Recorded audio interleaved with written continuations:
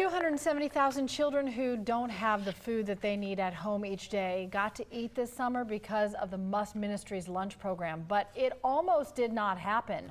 A lot of those kids were almost left hungry. Just a week before Georgia children went on summer vacation, the health department shut them down, saying that the way they'd done it for 23 years was a violation of the health code.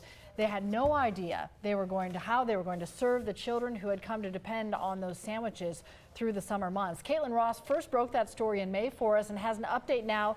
So Caitlin, most importantly, the children got the food they needed, but how did MUST Ministries take care of all this? Well, it's pretty incredible. They told me they're limping to the finish line, but they were going to do whatever it takes to feed these kids.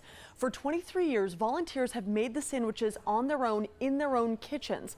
But after a volunteer complained to the health department, they had to change everything to make sure these kids got fed.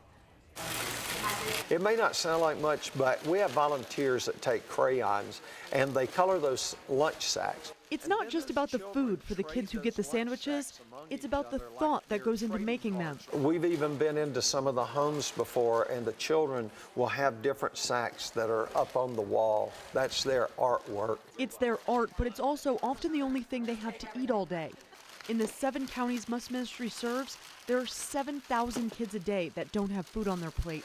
It's just an acknowledgement that you're not invisible, that there's people that care. So when the health department told MUST Ministries they couldn't use those homemade sandwiches anymore, they didn't know what they were going to do. It scared us to death, quite honestly. They ended up buying pre-made sandwiches for 74 cents a pop. It cost the ministry almost $250,000. They're hoping to figure out a fix before next summer. Whether you're a Republican or whether you're a Democrat, everybody is concerned about children. And so everybody's been looking and coming to us from different political parties saying, we want to help you. That's because the health department said it was only enforcing state law. So the law would have to change. If they can't get a bill drafted, they're hoping to certify their kitchen so it complies with state law, and volunteers can still make the sandwiches themselves. We're there to serve our neighbors in need. Sometimes our neighbors are about 3 feet tall.